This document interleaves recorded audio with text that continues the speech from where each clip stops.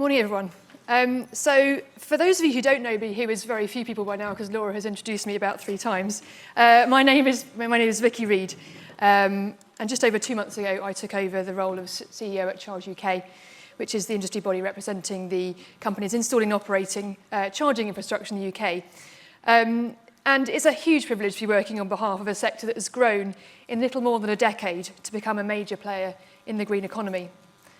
And like the sector it represents, ChargeUK is also a new kid on the block. We launched in April 2023, which is actually just over a year ago, with 18 members, and a commitment to invest between us £6 billion through to 2030. Fast forward a year, and we have 40 members and rising. So it may seem a curious decision of mine to move from a story of growth and opportunity to this collection of overwhelmingly negative coverage about the sector I represent. But it allows me to introduce a problem that we, as an EV sector, need to address together, and that I want to explore today. In essence, the EV transition boils down to 2 things. 1, sufficient availability of EVs that drivers want and are able to buy, lease, or access. And 2, sufficient availability of charging infrastructure that's easy to use and that's affordable. ChargeUK members are focused every day on delivering our side of that equation, convenient and affordable charging for all. But if you were to judge how well we're doing by these headlines, then you'd assume that we're not doing very well at all. In fact, you may conclude that we're letting the side down. And it's not just the media that talks about a lack of infrastructure. Concerns about charging availability regularly tops the surveys of reasons drivers not to give for adopting an EV, as we've already heard from Mark this morning. They're not ready to switch in part because they don't think the charging is ready. And I suspect that chimes with conversations you may have had about EVs at the school gates or at gatherings with friends and family, or whilst watching a certain football match last night. I can't switch yet because the charging just isn't there. I'll get an EV when there's enough charging. And yet, on the same day as we went to the polls 11 days ago, ZapMap published their half-yearly update. And we heard what is now, for those of us in the EV world, a familiar drumbeat. Record rates of charge point deployment. Provision up 46% year on year. And it's been the same positive growth story for the last couple of years now. So how can these 2 things be true at the same time? Charging provision, falling behind, and accelerating. And this is something I want to explore today, and it's actually something which has started to become a bit of a theme this morning, which is that a gap has opened up between the reality of charge point availability and the perception in the minds of the people who matter most, drivers. And it's a gap that risks throwing the transition off course. To get to the bottom of this persistent idea that there's a lack of charging, as a new association, we wanted to understand our sector a little better. So we asked independent research organisation New Automotive to do some fresh analysis of publicly available data to answer 2 questions. Does the UK have enough charge points today? And will the UK have enough charge points through to 2030? And we're publishing that analysis this morning. Now, before I share the findings, we need to pause on the word enough, because anyone who has tried to tackle these questions will quickly discover that enough is a very tricky concept.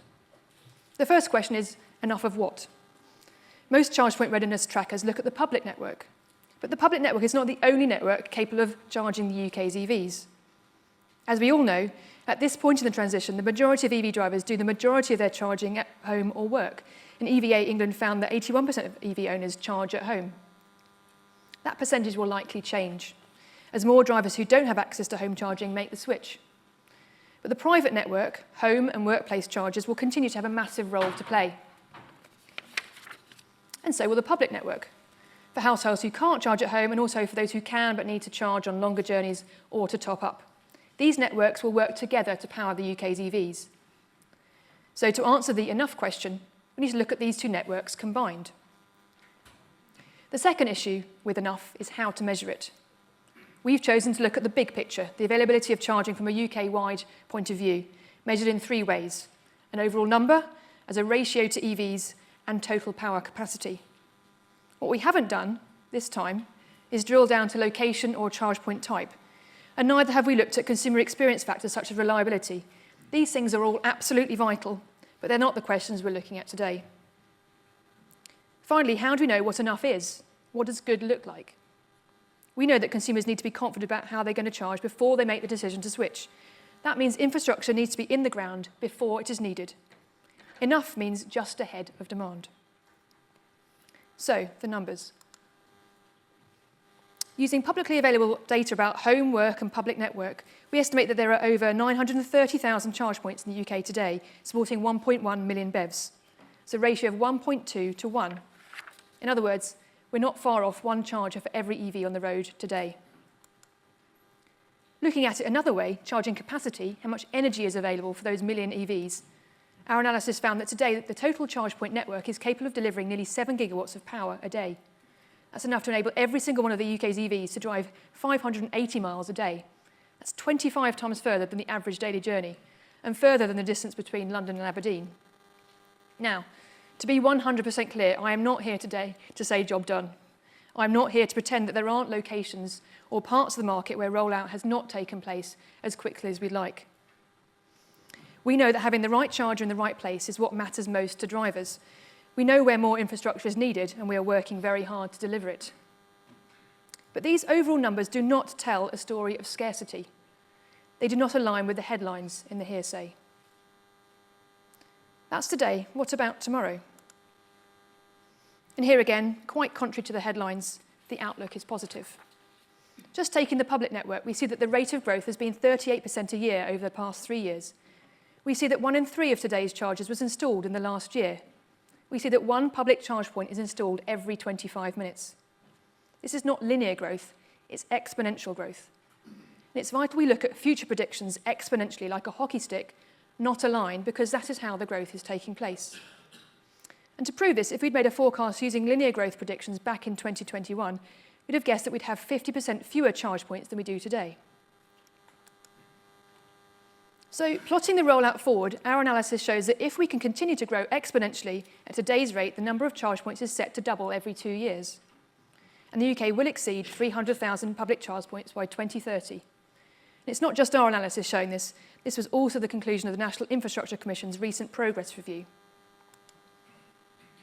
In fact, public charge points are currently increasing so quickly that the network is growing faster than the number of EVs coming onto the road. So we are on track to be ahead of demand, just where we need to be, enough. So the prize is there for the taking, but it's not in the bag. It hangs on the word if. We are on track if we can keep growing at an exponential rate. So what factors determine whether this potential can be realised?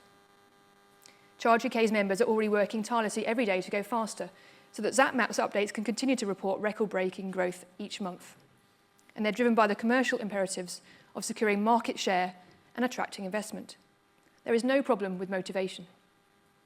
The factors determining whether we can keep accelerating are largely out of our control. Because we've got where we are today with the brakes on. To keep accelerating, we need to take the brakes off. And this is where I'm going to address the question from the back earlier.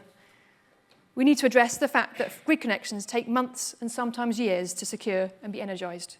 The fact that planning permission, despite the fact that it's rarely turned down, takes months and sometimes years to secure. Likewise, the way we apply for licences to work on the highway and the way we must consult residents about where to place charging is complex, costly and confusing. We need these processes sped up so that we can build at pace. And we need them standardised across the country so that we can build at scale and so that parts of the UK are not left behind. We urgently need clarification about public funding and procurement.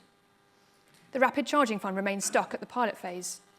The main local EV infrastructure fund is yet to be translated into public tenders at scale. And without tenders, CPOs cannot build on street charging provision that is sorely needed. We also need help to make the charging experience easy and affordable. And we can do that by equalising VAT on charging, encouraging lower wholesale costs on electricity, by addressing the fact that standing charges we pay have risen by 300% or more. And we think there's an opportunity to improve signage and support the whole investment proposition by adding renewable electricity to the renewable transport fuel obligation, which will have a positive impact on rollout and affordability. These are all things we included in our manifesto published 6 weeks ago and that I'll be discussing with the new ministerial team very shortly. It's early days in the new administration, but I'm encouraged by the positive let's get it done approach to planning and also to grid connections, with the appointment of Chris Stark to lead our mission control on delivering clean power. And with the backing of the government to address these things, I am fully confident that we can deliver our side of the equation, the reality of convenient and affordable charging for all. But let's cast our minds back to that slide of negative headlines, to the gap between reality and perception that I spoke about earlier. Because none of this progress, none of these numbers matter if consumers continue to think that the infrastructure is not there for them. And here is one last meaning of enough. Because enough is not just a number, it's a feeling. It's the absence of concern. It's confidence. If consumers keep being told, whether through the media or word of mouth, that the conditions they need to choose an EV as their next car are not yet in place, is it any surprise that they're not confident? Is it a surprise that hesitation about making that switch becomes a deferral? And that we lose the potential EV driver for another couple of years until the next time they need to charge their vehicle? And as Mark said, this matters to the whole EV transition because what the charging sector really needs to keep the growth coming and to keep the investment flowing, just as much as barriers removed and funding schemes sped up, is a thriving and growing EV market. We need customers. So building on this morning's theme, we have to address this gap between what's happening on the ground and what's happening in people's hearts and minds. As a charging sector, we know we have to tell our story more loudly and more clearly, and that is partly what ChargeUK is here to do. But we can't do this alone.